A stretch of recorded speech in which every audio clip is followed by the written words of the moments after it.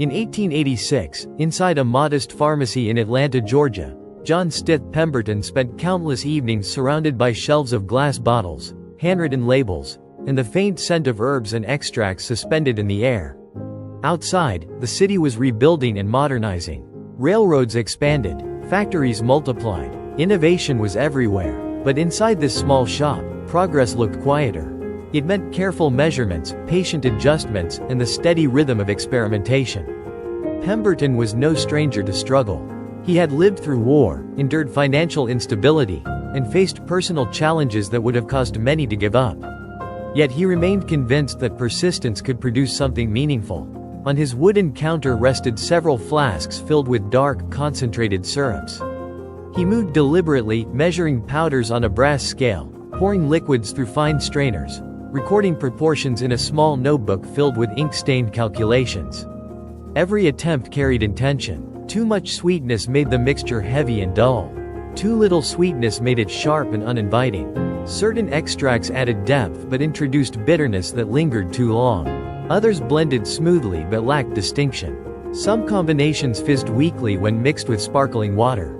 Others reacted too aggressively. Failure was common, but failure was information. When a batch disappointed him, he did not discard the idea. He refined it, reduced one ingredient by a fraction, increased another slightly, changed the temperature of the water, altered the order of mixing, filtered the syrup again to improve clarity. The glow of a kerosene lamp reflected against the dark liquid as he stirred slowly, studying its texture. He watched how it coated the glass. He observed how bubbles formed when carbonated water was added. He wasn't searching for something extravagant. He was searching for balance.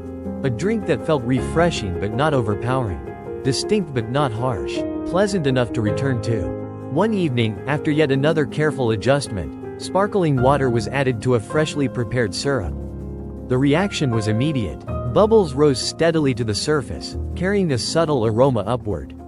He paused, listened to the faint crackle of carbonation, lifted a spoon, and tasted. There was something different this time. The sweetness felt controlled. The bitterness no longer dominated. The carbonation lifted the flavor instead of masking it. It was smooth yet confident. Not perfect, but promising. He made one final refinement. A slight recalibration of proportion. A careful stir. A measured pour. Then he stepped back from the counter. The experiment had reached a new stage. It was no longer just a formula in a flask. It was ready to be tested beyond the laboratory. Now, the real experiment would begin, not in glassware, but in the hands of customers. The drink was first introduced quietly. There were no large announcements. No dramatic unveiling. Just a small handwritten sign placed near the pharmacy counter, offering something new. A dark, carbonated beverage. Served fresh. 5 cents per glass. The first customer approached with curiosity rather than expectation. He watched as the syrup was carefully poured into a glass and mixed with sparkling water. Bubbles rose instantly, forming a thin layer of foam at the top. He took a cautious sip. There was a brief pause. His expression shifted, not shock, not disbelief, but mild surprise. It wasn't medicinal. It wasn't overly sweet. It felt refreshing in a way that invited another sip. Soon, a second customer asked to try it. Then a third. Conversations formed naturally around the counter. What is it called? What's in it? It tastes different. Some customers returned the following day. Others brought friends. A few were skeptical at first, but curiosity often won. Sales were modest, but steady. Coins collected slowly in small stacks. Each transaction was simple, almost ordinary. Yet something important was happening. People were not just trying the drink.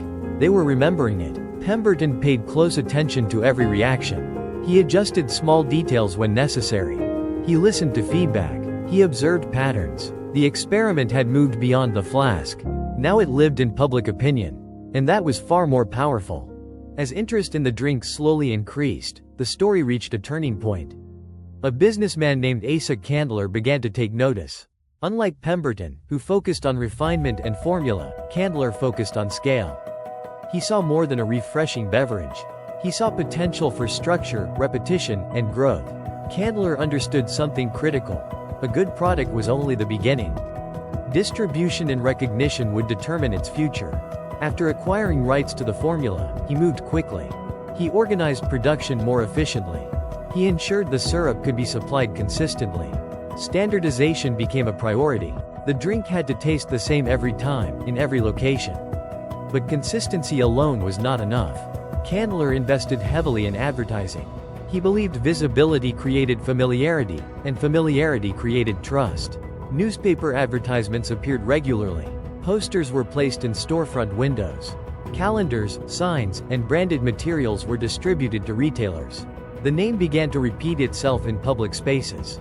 Coca-Cola was no longer just a drink served quietly at a counter. It was becoming a recognizable name. Candler also expanded distribution agreements. He encouraged shop owners and soda fountains to carry the syrup. Incentives were offered. Partnerships were formed. The product began appearing in more locations across Atlanta, then in neighboring towns. Soon, bottling operations emerged. Instead of being limited to soda fountains, the beverage could now travel. Glass bottles were filled, sealed, and packed into wooden crates. Horse-drawn carriages transported them to stores beyond the city. This shift was significant. The drink was no longer tied to a single place. It could move, and as it moved, its reputation grew. Candler pushed for brand consistency. The script-style logo became more defined. The presentation remained uniform. Customers could recognize it instantly. By the 1890s, Coca-Cola had grown beyond a local drink, expanding across multiple states as advertising and distribution increased. Candler reinvested profits into promotion and infrastructure, turning a small pharmacy experiment into a structured, scalable enterprise. Through steady strategy and consistent branding, the beverage evolved from a simple formula into a growing national institution.